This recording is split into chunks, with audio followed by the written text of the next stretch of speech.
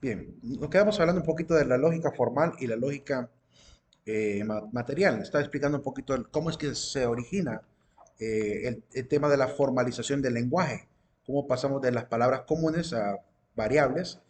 Y más adelante veremos un repaso de esto, pero un poco más amplio, porque tenemos que ver al señor Parménides. Y para poder explicar la segunda ley de Parménides, tengo que explicarles un poquito lo de lógica formal para que se pueda comprender, para que se entienda cómo es que esa regla de Parmenides es una ley, cómo es que se convierte en una ley lógica. Y esto nos va a servir para entender cómo surge la ley de la lógica, que prácticamente es la transformación del lenguaje natural al lenguaje formalizado. Eso lo vamos a ver más adelante. Comparto diapositiva para que prosigamos. La siguiente característica de la filosofía es que es utópica y es crítica. Significa que el filósofo tiene que tener un norte, una visión clara hacia dónde vamos, pero esa utopía, aunque sean objetivos lejanos, a veces inalcanzables, por ejemplo, en la filosofía quiere que la humanidad sea justa, pero la justicia, alcanzar la justicia, sabemos por la misma crítica de la filosofía que es algo inalcanzable. Ser verdaderamente justos en la sociedad, por lo menos en esta sociedad, es complicado. Eh, pero el hecho de que tenga esa visión optimista del futuro no quiere decir que no deje de ser crítico, tiene que tener esa actitud, por lo cual se basa en hechos y también se basa en ideas e ideales. La filosofía, combinamos ambas cosas. Podemos criticar la política actual, pero ansiamos una buena política. Podemos criticar la economía actual, pero ansiamos un sistema económico adecuado. Entonces, la utopía está ahí presente junto con la crítica. Importa tanto para la filosofía, entonces, el ser como el deber ser, ambas cosas, ¿verdad? Lo que es la vida material del ser humano como el uso racional de esa materia. La vida intelectual del ser humano como el uso racional de la ciencia. Entonces, todo eso importa, el ser y el deber ser. Es inteligencia, por tanto, y a la vez es interpretación de la cultura, la filosofía. Esa es la siguiente característica. La otra característica de la filosofía, no sé si en este punto hay alguna pregunta. Yo sé que no es complicado lo que estamos viendo por ahorita, pero siempre doy espacio por si alguien quiere preguntar. Saben que pueden preguntar cuando quieran. Solo quería saber la diferencia entre ideas e ideales. Una idea es un dato comprendido que llega al intelecto y un ideal es una meta optimista que se basa obviamente en la búsqueda de que la humanidad vaya por un recto camino. Por ejemplo, el ideal de la justicia, el ideal de la paz, son ideales en el sentido de que sabemos que como ideas son inalcanzables, se quedan siempre en la idea, se quedan siempre en la naturaleza de idea, pero se vuelve ideal porque es un futuro que quisiéramos tener, es una realidad que quisiéramos vivir, que quisiéramos que el mundo fuera así de ideal, que fuera óptimo, Okay. ¿verdad? En ese sentido. Creí que ideal tenía que ver algo con ético, pero no, no creo, no. No, claro que también tiene que ver. Lo ideal es también aquello que ansiamos por lo bueno. Cuando dije que queremos lo bueno para la sociedad, que queremos lo óptimo para la sociedad, estamos hablando de la rectitud ética, estamos hablando de lo mejor para la Ah, ok. sociedad. Tiene que ver, claro que sí. Siguiente rama. La rama, perdón, rama no. Ya estamos a punto de ver la rama, por eso me estoy componiendo. Es característica. La característica de que es problemática. Es problemática porque tiene que polemizar, tenemos que generar conflictos necesariamente, sobre todo cuando la gente está muy cómoda dentro de adoctrinamientos, alienaciones sociales o corrupción. Supongamos que, no sé si ya les había adelantado la frase de Darío Steinschreiber, si no la vuelvo a recordar. Darío en una conferencia dice que el papel de la filosofía es hacer que dé comezón donde no pica, porque eso y esa comezón, de rascarse donde no pica, provoca dolor. Y el filósofo hace eso, incomoda. El filósofo trata de decirle a la humanidad que está muy cómoda quizá en la corrupción, que hay corrupción. A la gente que está muy cómoda quizá con el consumismo, que estamos cayendo en una actitud consumista. Es decir, la gente, si lo sabe, no entiende el peligro de esto. No entiende cuál es el peligro de una sociedad completamente consumista y poco productiva. Hay gente que cree que consumir es lo único que importa y ser productivo no, ¿verdad? Entonces hay que tocar esos momentos, esas circunstancias, esas doctrinas, esas ideologías para incomodar a la gente, meter el problema donde no hay, decirle al político, ¿verdad? No les parece que ya robaron suficiente, decirle al del marketing, no les parece que están jugando demasiado con tanta falacia, ¿verdad? Mintiéndole a la gente descaradamente, vendiendo un pésimo producto de mala calidad, ¿verdad? Y eso le cree que es la última maravilla del mundo al cliente. ¿No les parece ético hacer eso? El filósofo está para decir eso, está para incomodar de esa manera. Por eso los filósofos suelen ser ¿cómo se puede decir? Solemos ser incómodos para la sociedad, en el sentido que no, eh, ¿cómo se puede decir? Se termina hasta discriminando, hasta persiguiendo al filósofo. No quiero hacerme la víctima, pero puedo poner ejemplos de la historia. Sócrates, por andar enseñando la verdad en Atenas, al final fue capturado, lo enjuiciaron, lo consideraron pervertidor de la mente de los jóvenes y lo juzgaron como enemigo social, al punto que lo condenaron a la muerte. Lo condenaron a la muerte por medio del veneno de cicuta, eh, envenenado, así murió porque el mismo Senado, el mismo foro de los griegos, lo condenó mediante un método llamado el ostracismo, que es votar en un odre, en una vasija, para poder decidir qué hacer con el reo. Y por enseñar la verdad. El caso de Mahatma Gandhi, su visión política, fue en muchos momentos amado, pero en otros momentos perseguido, y entre esas persecuciones, un fanático político lo mató, ¿verdad? Le disparó. El mismo Jesucristo, Jesús murió por enseñar la verdad. Tenemos a, ¿cómo se llama? A Martin Luther King, que por enseñar la verdad también murió. Y aquí en Honduras hemos tenido gente que también ha muerto por la verdad, como Alfredito Landaverde, el que desenmascaró que hay familias ligadas al narcotráfico en este país, que son las famosas familias del norte, que obviamente que tienen dominado al país en la política también. Él se atrevió a decir eso en pleno entrevista con el famoso periodista Renato Álvarez y lo mandaron a matar por decir una verdad. Y Berta Cáceres, ¿verdad? A Berta la mataron por decir una verdad. Están comiendo el río que sirve a muchos campesinos para sus cultivos, ¿verdad? Y la mandaron a matar. La empresa de EDESA contrató sicarios para mandarla a matar. Entonces, enseñar la verdad en un mundo donde hay mucha corrupción es incómodo.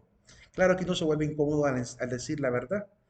Eh, y por ese motivo a veces somos repudiados, ¿verdad? De cierta manera. A veces se nos persigue. Si me preguntan si yo he tenido algún atentado contra mi vida, ya tuve uno. Fue en el año 2017, cuando Juan Orlando toma el poder prácticamente casi a la fuerza, con esa mandracada que hicieron con el Tribunal Supremo Electoral, por decir algunas cosas en redes sociales, vino un nacionalista, ex estudiante de esta misma universidad, y me amenazó. Llegó a la frente de mi casa y me dijo, salí. Estaba con pistola, andaba medio borracho. Y me amenazó por querer matarme por mis ideas políticas, por ir contra este sistema corruptor que apareció en el 2017. Entonces, claro que uno se granjea enemigos, por decir la verdad. Pero es cuestión de valientes. Hay que tener valentía de enfrentarlo. Creo que mi mayor miedo en ese momento fue por mi esposa y por mi hija. Temía más por ellas que por mi vida. Eh, y es parte de lo que hay que tener claro. Si alguien quiere trabajar para enseñar verdad en esta vida, por la justicia en esta vida, tiene que saber que su vida va a correr tarde o temprano peligro. Como ese montón de, ¿cómo se llama? De comisionados que han asesinado en este país, con un montón de fiscales que han asesinado en este país por andar persiguiendo en la justicia y la verdad a los ladrones y corruptos y narcotraficantes, ¿verdad? Es una realidad, ¿verdad? Pero, como digo, es para valientes polemizar. No es fácil de granjearse enemistades. Termina uno quedándose sin amigos, ¿verdad? Al final de cuentas. Actualmente, el único que considero mi amigo fue porque fue mi amigo de infancia, pero actualmente un amigo con el cual yo pueda compartir mi vida personal, no tengo ninguno. Y en parte es culpa también de los filósofos existenciales como Friedrich Nietzsche, que en el momento en que leía a Friedrich Nietzsche, recuerdo haber leído una frase donde él decía, en cuanto crece el gusto por los buenos libros, decrece el círculo de amigos.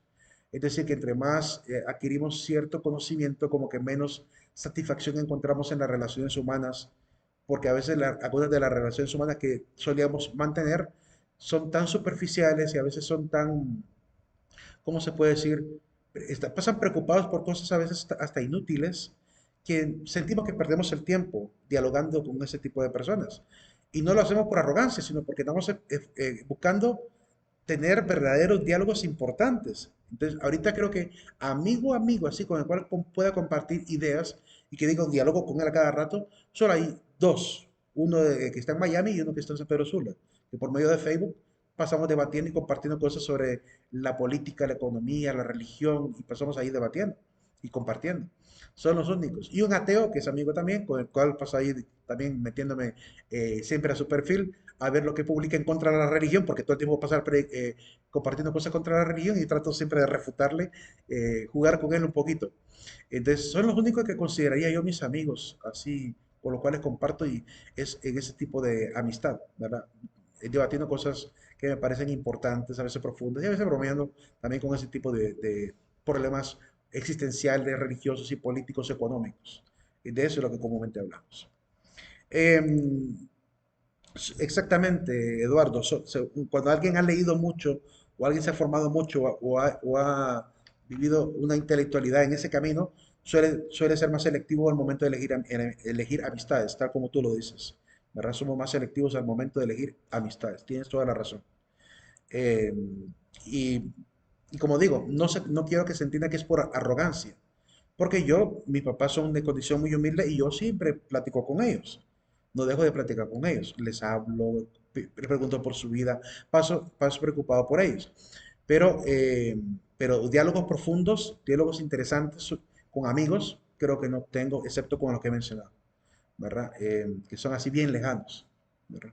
Eh, Cuesta a veces encontrar gente con la que uno puede dialogar así, que dé gusto, que puedan rebatirse ideas, que uno pueda incluso aprender de ellos, porque también eso es lo que estamos buscando en las amistades. Andamos buscando que esa amistad me aporte algo a mí, que me dé conocimiento, que si de repente vaya, así como el amigo Everton, que es abogado que está en Miami, eres uno de los amigos, me dice Everton de repente, a veces me etiqueta, me dice, voy a traer a Juan Manuel para que dé la opinión en este tema. Y yo a veces opino. Cuando él me pide que opine, yo opino, cuando se trata de cosas religiosas. Y por otro lado, cuando se trata de cosas en derecho, que tienen que ver con las leyes, a él le pregunto a él y lo etiqueto a él para que él me ayude a mí a entender cosas en el derecho. Eh, Hablaba, por ejemplo, yo sobre el tema de la libertad de expresión en Facebook y él se metió a comentar en mi perfil, a decir, hablar de las dos realidades de Facebook, de que Facebook no es un periódico, Facebook no es una revista y por tanto no tendría por qué andar controlando el contenido de lo que los individuos escribimos ahí. Hay falta de libertad de expresión. Entonces, si él fuera declarado como una revista, tendría todo el derecho de dirigir legalmente, por ejemplo, lo que uno escribe, pero al no ser una revista, no tiene por qué tener responsabilidad alguna por lo que los usuarios escriban en sus redes. Sin embargo, hay un comité que se dedica a filtrar lo que cada uno expone, lo que cada uno cree o dice o piensa. Y a veces ese tipo de censura ataca incluso las ideas honestas, objetivas, concretas, simplemente porque van en contra del discurso populista que hay de este pensamiento woke de Estados Unidos. Y solo porque uno opine contra eso, ya uno es incómodo en la comunidad de Facebook. Entonces, de eso estábamos hablando. Ese tipo de pláticas son las que solemos tener. Y vale la pena. Ese Que tipo no de le llaman amistad a vale la eso, pena. lo Dime. siento, que no le llaman a eso cultura de cancelación. Claro, vivimos una cultura de la cancelación, de la censura y de la funación, de andar funando a todo el mundo. Ese es el problema ya no hay libertad de expresión, por tanto. Facebook era agradable al principio. Todo el mundo exponía sus ideas y solamente aquello que era contrario a la moral, eso sí era censurado. Pero hoy en día ni lo inmoral es censurado. Mire qué irónico. Hoy censuran las frases moralistas, por ejemplo, que a veces lanzamos algunos filósofos o algunas personas que criticamos a través de Facebook. Eso es censurado, ¿verdad? Y que alguien anda enseñando ahí todo desnudos, eso no es censurado. Eso se vuelve viral, ¿verdad? La muerte de alguien se vuelve viral.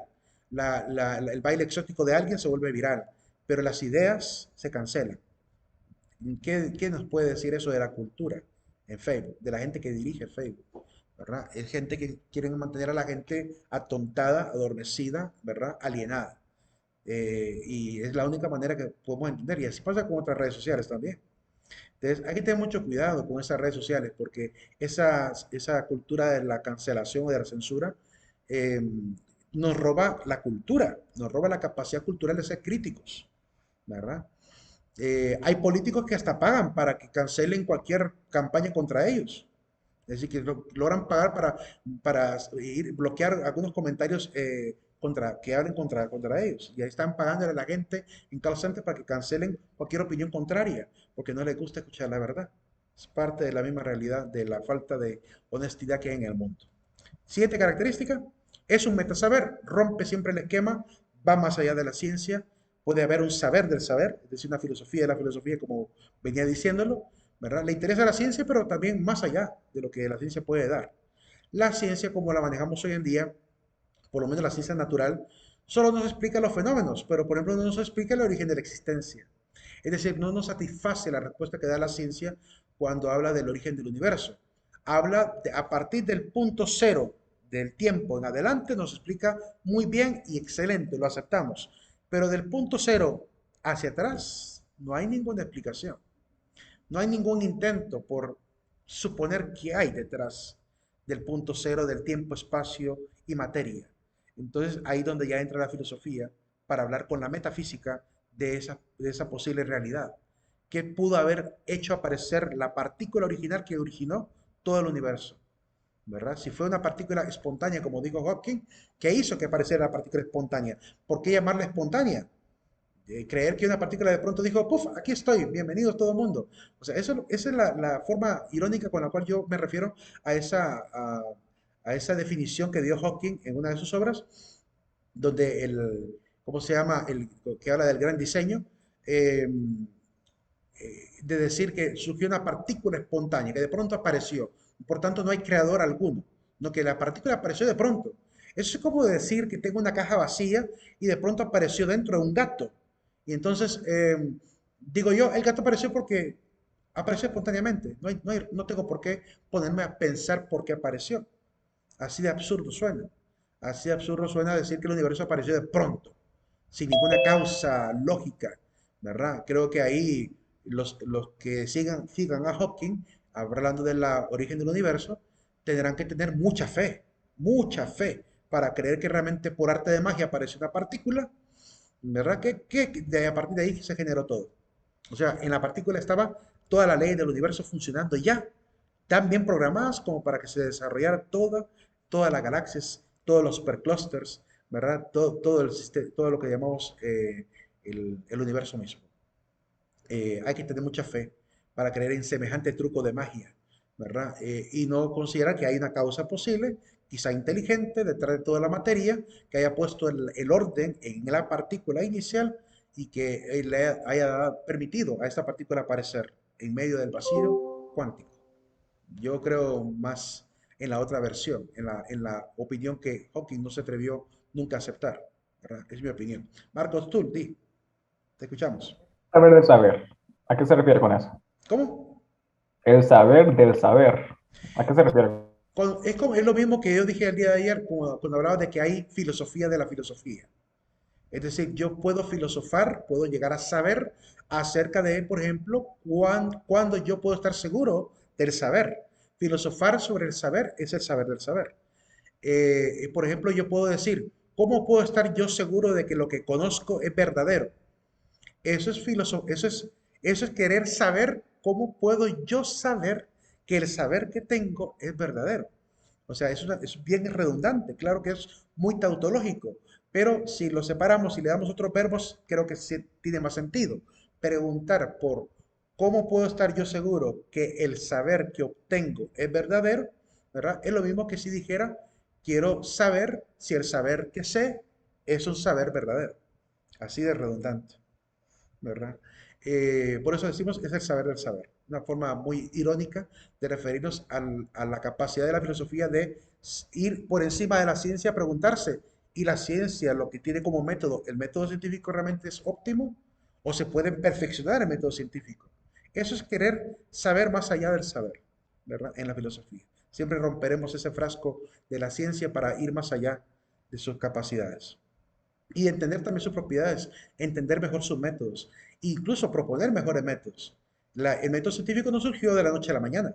El método científico surgió de manera paulatina con el aporte de cada uno de los filósofos que fueron dando origen a los diferentes aspectos que le dan cuerpo a lo que llamamos los pasos del método científico.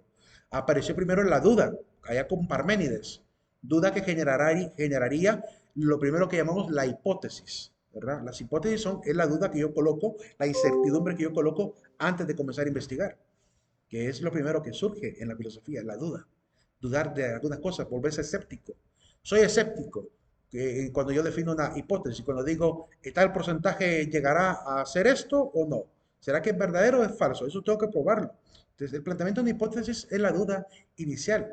Después quizás fueron apareciendo más pasos ordenados, como el tema de la observación, hecho por todos los filósofos de la filosofía naturalista, que se pusieron a observar la naturaleza, se pusieron a observar la materia, para poder definir cuál es la causa de eso que miraban, cuál es la causa de la piedra, cuál es la causa de la planta, cuál es la causa del agua, cuál es la causa de todo. Tenían que observar. Segundo paso del método científico apareció en la época de los naturalistas. Si queremos hablar de la teorización, pues estaríamos hablando de todas las escuelas filosóficas que intentaron teorizarlo todo, teorizar la matemática, teorizar la química, teorizar la física, volver teoría todo lo que iban aprendiendo, transcribiéndolo como reglas, como axiomas, así como hizo el padre de la medicina Hipócrates, que cada cosa que iba descubriendo la iba guardando como una pequeña frase de valor que ayudaría como instrucción a los futuros médicos. Ese tipo de actitud tuvieron los filósofos. Hay algo nuevo, hay que escribirlo, porque sirve para enseñarlo después en las academias. Y así se fue teorizando todo. O sea que el tema de la teoría, de la observación, de la hipótesis, de la prueba, del test, por ejemplo, el tema de la tabulación de los datos. ¿A qué filósofo se le ocurrió? A Francis Bacon.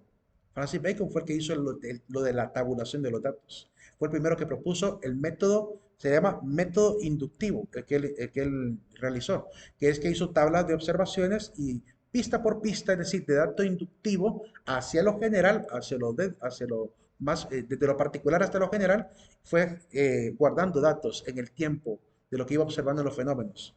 Lo aplicó a la matemática, lo aplicó a la naturaleza también. Y hoy en día lo aplicamos en la estadística.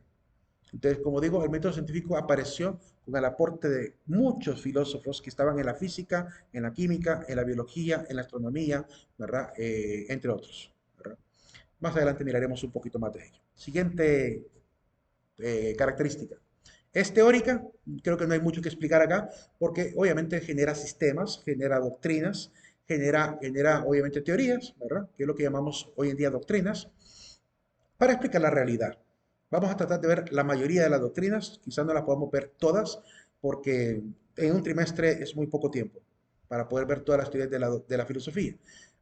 Para que tengan una idea de lo amplio que puede ser, en la carrera de filosofía, para poder ver solo la historia de la filosofía, ocupamos 4 semestres, es decir, un semestre para filosofía antigua, un semestre para filosofía medieval, un semestre para filosofía moderna y un semestre para filosofía contemporánea. Y hubo 2 semestres de filosofía contemporánea, contemporánea 1 y contemporánea 2. Y además de esas 4 semestres de historia de la filosofía, para poder entender los sistemas, teníamos que ver la rama de la filosofía. Y esa rama de la filosofía fue una rama por cada semestre. O sea que teníamos que ver teodicea, antropología, cosmología en un semestre, ¿verdad? Así de amplio es el conocimiento de la disciplina, por lo cual en un trimestre lo más que podemos ver es algunas pinceladas, conocer algunos nombres, algunas escuelas, el centro u objetivo primordial de cada escuela para poder realmente abrir el horizonte y para que conozcan un poquito de todo lo que ha habido en la evolución del pensamiento humano, ¿verdad? Eso es lo que vamos a tratar de ver. La última característica no le puse concepto porque se me olvidó borrarlo más bien, porque, y me quedó el concepto de la diapositiva anterior, perdonen el error ahí, pero es que buscar la verdad, ¿qué es buscar la verdad? Lo primero que hay que hacer para buscar la verdad es tener la humildad de que cuando la encuentre, saber que tengo que cambiar. Es decir, cuando yo encuentro la verdad, por muchos prejuicios que tenga, por muchas convicciones que tenga, si la verdad se presenta ante mí, yo tengo que tener la flexibilidad para dar el brazo a torcer y decir, es un nuevo dato, contradice lo que yo creía, me equivoqué, sigo adelante, voy progresando. Es decir, quien anda en la búsqueda de la verdad tiene que, en principio, ser muy humilde para adquirir la verdad. Porque cuando yo soy arrogante, petulante o autosuficiente eh, y trato a los demás como que son ignorantes, comúnmente me quedo yo en la ignorancia. El día de ayer, este amigo que le digo que es ateo, compartía en su red social y decía, eh, no les extrañe que en el futuro se diga que tu religión, dice él, es en realidad un mito, dice él. Publicó ese meme, esa frase. No, dice, no, mm, bueno, repitiendo la frase es, ay, se me escapó la primera frase que dije. Mm, no te extrañe que en el futuro tu religión sea considerada un mito, eso es lo que él dice. Entonces, porque el conocimiento, decía algo así, decía el meme, porque el conocimiento te hace salir del engaño, dice él. Entonces yo le respondí lo siguiente, le digo yo, hay que tener cuidado, hay que tener cuidado porque muchos hombres en la antigüedad se jactaron de ser sabios y fueron superados por el mismo conocimiento. O sea, el hecho de creer de que ellos, los ateos, crean de que la religión es supuestamente un mito y creen estar en lo correcto, ese conocimiento que ellos creen tener es un conocimiento que deriva solamente de una actitud arrogante, pero no de verdaderos hechos, no de verdaderos hechos que demuestren el error de la religión. Eh, y sobre todo de todas las religiones. Así que la actitud de él solamente se basa en la idea de que no creo en eso y por tanto me parece que es una verdad que están equivocados todos. Yo podría hacer lo mismo con los ateos y decir, yo sé que estoy en la verdad y creo que los ateos están completamente equivocados. Puedo hacer lo mismo, jugar con la misma moneda y nos quedamos cada quien en su lado, ¿verdad? Felices cada uno creyendo lo que cree. Eh, y la verdad no es así. La verdad tiene que contrastarse, la verdad tiene que profundizarse, tiene que uno conocer por qué la gente religiosa. El ateo tiene que entender por qué la gente religiosa. ¿Qué es lo que encontraron las personas en las religiones para quedarse ahí? Entonces tiene que ir a estudiar, tiene que ir a comprender. Y yo retaría a cualquier agnóstico o ateo a estudiar la religión académicamente, no estudiar la religión solamente por lo que ve. Porque si solo estudia la religión por lo que ve que la gente hace afuera de la iglesia, esa no es la doctrina de la iglesia ni tampoco es la verdad de una religión. Yo no puedo juzgar a los judíos por lo que veo que hacen afuera.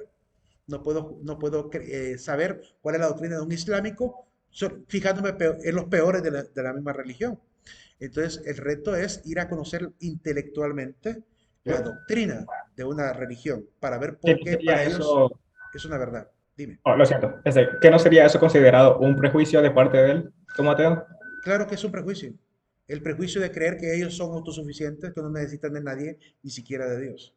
Y por lo cual creen que como no necesitan de Dios, pueden vivir tranquilamente en esta vida sin Dios. Y de hecho, cualquiera puede vivir tranquilamente en esta vida sin Dios. Los narcotraficantes, los ladrones lo hacen. Y no por eso significa que están en lo correcto. ¿Ok? Entonces hay verdades profundas que no se aprenden de la noche a la mañana. Cuando un ateo a veces me pregunta en la red social, explíqueme la existencia de Dios filosóficamente en un pedacito de Facebook, yo le digo, eso no se puede hacer. No se puede hablar de temas tan complejos. Yo no le pido a un físico que me explique cómo funcionan los agujeros negros hasta que yo lo comprenda bien en un pedacito de Facebook. No se puede andar pidiendo ese tipo de conocimientos tan profundos a través de las redes sociales. Yo lo retaría, métase en una facultad de filosofía, por lo menos. Métase en una facultad de filosofía para que estudie en Teodicea. Y una vez que estudie en Teodicea, después de estudiar la clase de Teodicea, ahí sí opinen acerca de Dios, opinen acerca de la fe, opinen acerca de la espiritualidad humana. Pero después de estudiar, Teodicea un semestre, que es lo mínimo que se debe estudiar para por lo menos tener ideas de esta parte metafísica del ser humano. Pero solo dar mi opinión creo que me parece muy inmaduro, no es académicamente correcto, ¿verdad? Por eso es que hay muchos ateos que sí son respetables, porque ellos sí han intentado filosofar acerca de las realidades que pretenden negar, ¿verdad? Y esos ateos se ganan el respeto porque incluso entran en debate con grandes exponentes del teísmo, y un diálogo muy ameno, sin ofenderse, sin nada, con mucha altura.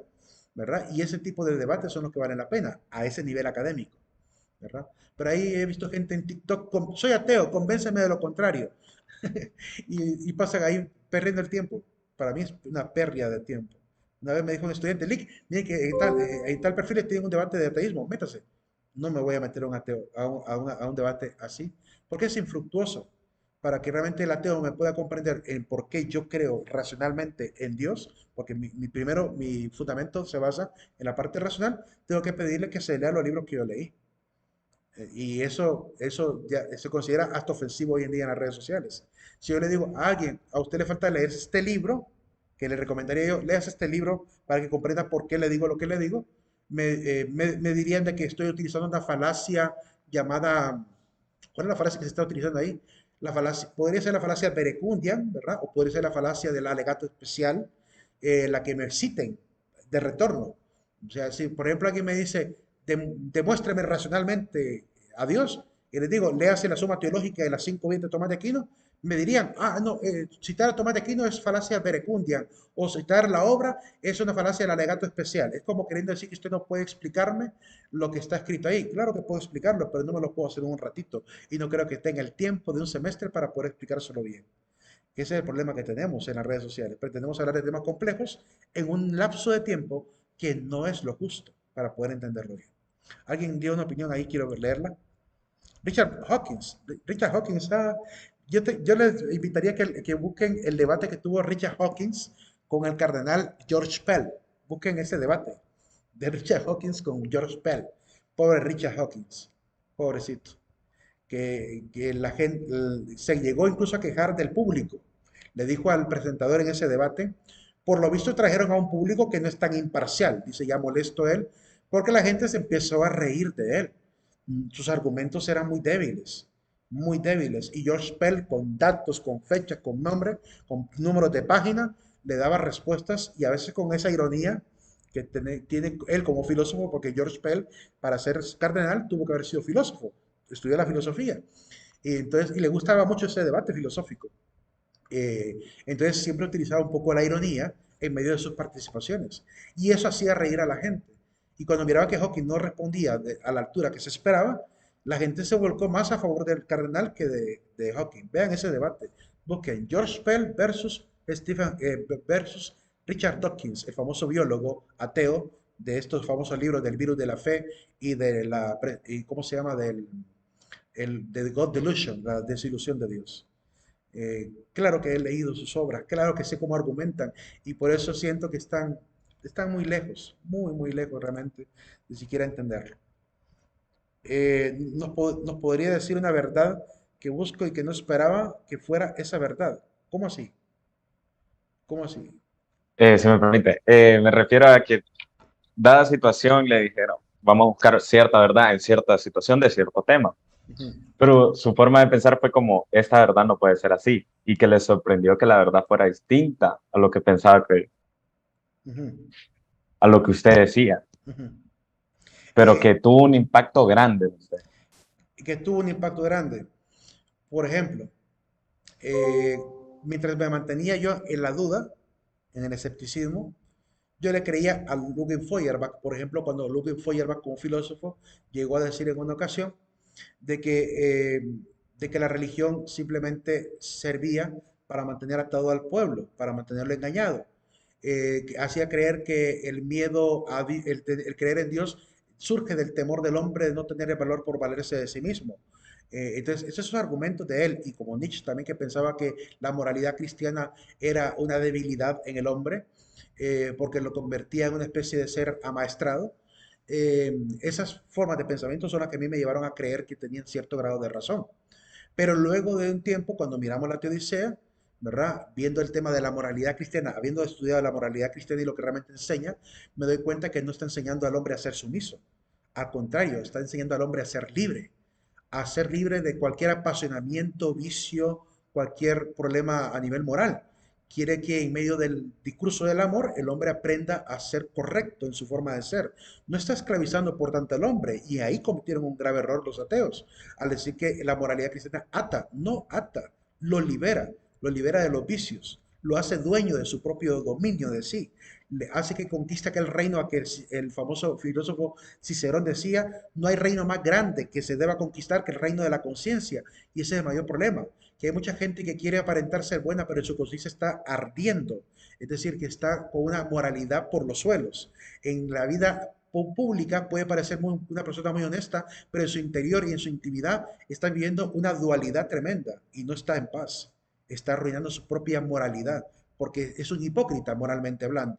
Cree ser correcto en la calle, pero en las redes sociales, en la página web, hace otras cosas que no haría en público. Eso implica que está en una guerra campal consigo mismo. No está dominando su capacidad de ser. Mientras que el cristianismo te ayuda a dominarte, a tener ese dominio sobre esos placeres que a veces te vuelven dual, ¿verdad? Y hay gente que incluso hasta crea perfiles falsos en redes sociales porque saben que no pueden decir la verdad descaradamente como quisieran hacerlo, entonces agarran un perfil falso para poder tirar hasta malas palabras, tirar malas expresiones, ser los misóginos, ser los xenófobos, ser los racistas que son en el interior porque públicamente no pueden dar la cara. Es la hipocresía de la cual te libera el cristianismo. Entonces, los filósofos ateos me hicieron dudar por mucho tiempo de la fe cristiana y cuando estudio correctamente la doctrina me doy cuenta que están equivocados. Esa es una verdad que aprendí y que no y que la filosofía de ellos me tenía engañado, creía que esa era la verdad y no, están equivocados completamente. Prosiguiendo, hablemos de las ramas de la filosofía.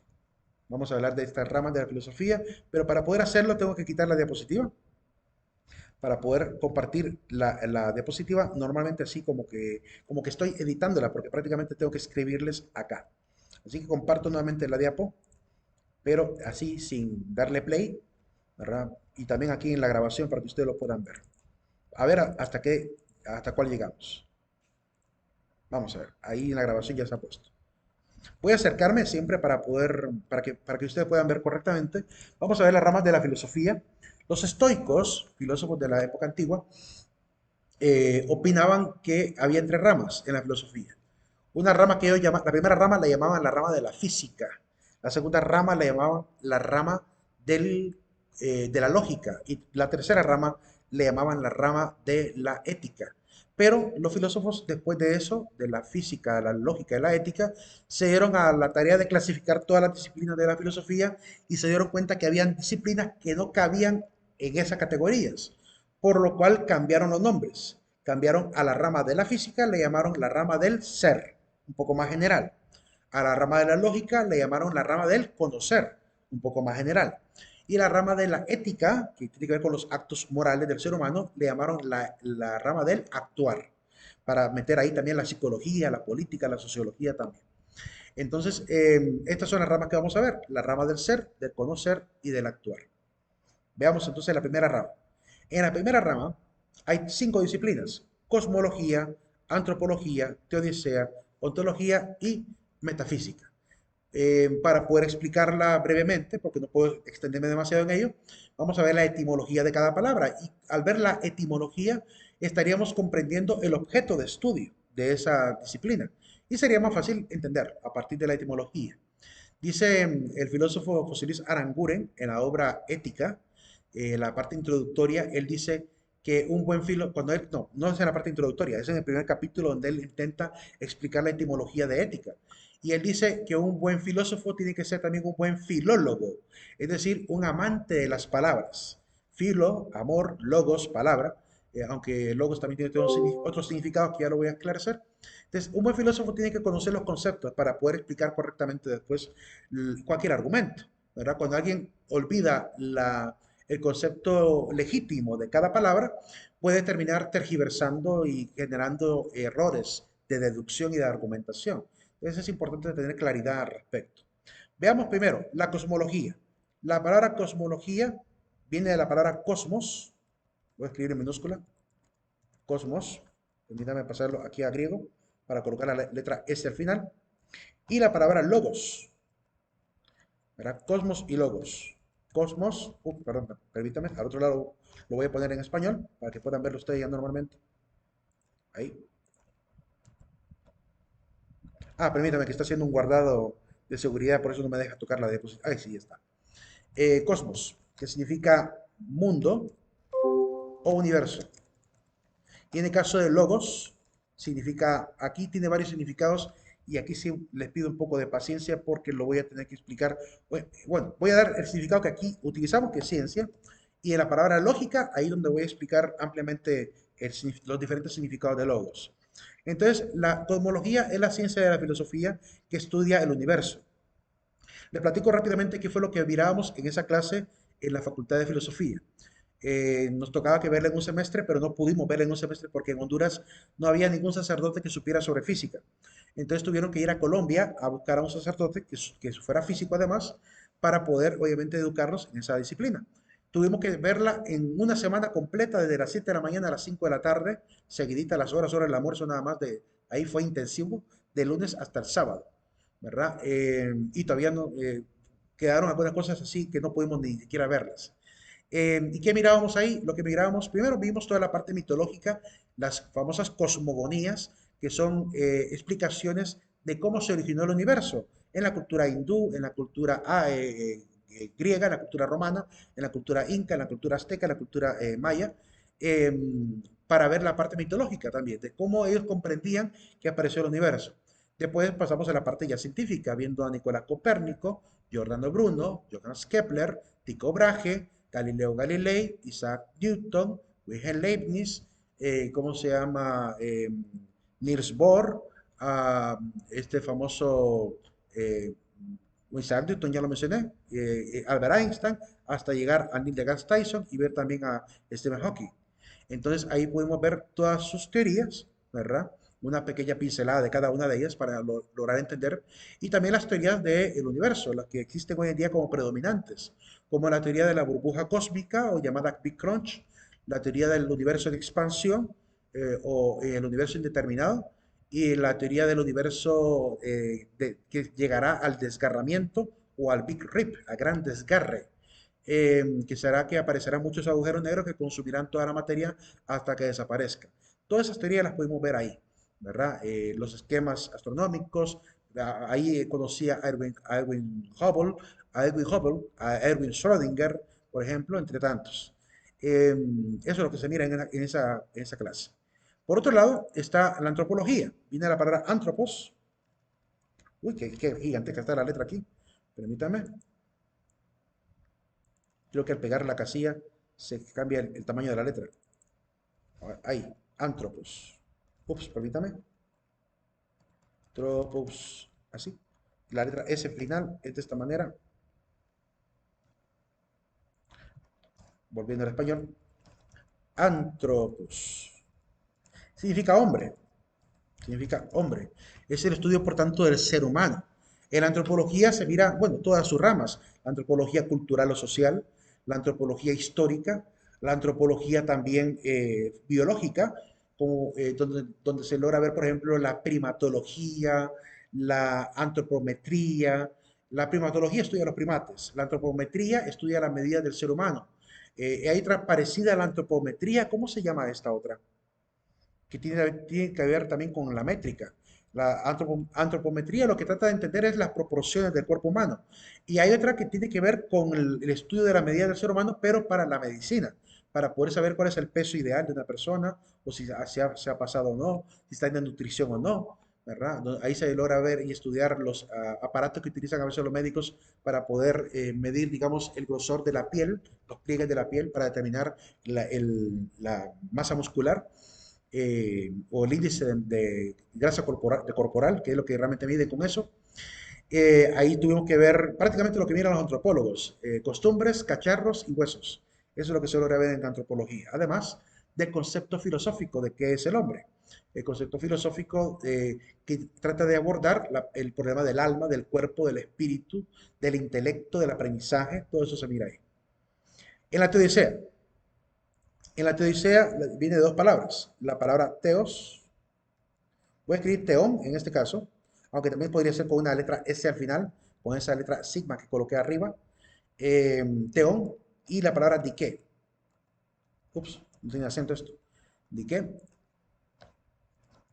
Teón o teos significa Dios. Y dique significa justificar o argumentar. Se puede traducir como argumentar también. En este caso, la justificación de Dios o argumentación de Dios. Teodicea es la rama de la filosofía que estudia el problema de Dios desde la razón. Eso estudia la teodicea. Ahí es donde se ven todas las pruebas lógicas y argumentos sobre la existencia de Dios. Ahí es donde se ve las diferentes teorías y los aportes de los diferentes filósofos que abordan las cualidades incluso de Dios. No, se analiza también el tema del problema de las religiones, de las diversas religiones. Ahí se logra ver un poquito de eso. Pero más el lado metafísico de Dios, la sustancia, esencia de Dios, básicamente. ¿Alguna pregunta por ahí? De ahí el origen de la teología. Mira, si los filósofos griegos se hubieran convertido en teólogos después, te diría que sí, pero no. Los filósofos griegos no llegaron hasta la teología. La teología nace dentro de la estructura del pensamiento cristiano. Son los filósofos cristianos, ahí sí, filósofos cristianos, los que van a dar origen a la teología. Ellos sí, porque no abordan a Dios solamente desde la razón, sino que abordan a Dios también desde la revelación, desde la fe, ¿verdad? Entonces ahí sí ya hablamos de teología. Esa es la diferencia entre teología y teodicea. Teodicea es desde la razón, teología desde la revelación, ¿verdad? Entonces esa es la diferencia que hay entre ambas disciplinas. Por ejemplo, en la teodicea no vas a ver Biblia. En la teodicea no te explican nada de Biblia. En la teodicea lo que te explican solamente es el problema de la existencia de Dios analizado desde la lógica, desde la simple lógica. Ustedes cuando vean esos videos que les he dejado para el problema, para los argumentos sobre la existencia de Dios del segundo parcial, esos videitos que van a ver ustedes son una probadita, una pequeña probada de algunos de los argumentos lógicos que hablan acerca del por qué el concepto de Dios es probable. Ahí lo van a ver. ¿Ok? Prosiguiendo. La ontología viene de la palabra ontos. La palabra ontos, que significa ser. Y logos, que ya dijimos que significaba ciencia. La ontología era llamada originalmente filosofía primera, porque los primeros filósofos que estudiaban, que intentaron razonar, lo primero que razonaban era el origen de los seres. Y la ontología estudia eso, estudia a todos los seres, el ser en general, el ser como problema existencial. ¿Por qué hay algo en vez de la nada? Son las preguntas que se plantean en la rama de la ontología, ¿verdad? Y se le llama filosofía primera porque fue el primer tipo de filosofía que hubo, una filosofía bastante naturalista, bastante ligada a entender el entorno, el cosmos, ¿verdad? Bien, y la última rama de la rama del ser es la metafísica. Viene de dos palabras, meta y physis. Ups. Physis, ahí está. Meta y physis, que se traduce así. Meta significa más allá, y physis significa naturaleza. Les comento cómo fue que surgió la palabra metafísica en la filosofía. Uno de los discípulos de Aristóteles, llamado Andrónico de Rodas, se dice que estaba a cargo de la biblioteca y clasificación de libros en la biblioteca de Alejandría. Y como discípulo de Aristóteles, quería clasificar las obras de él que no tenían título.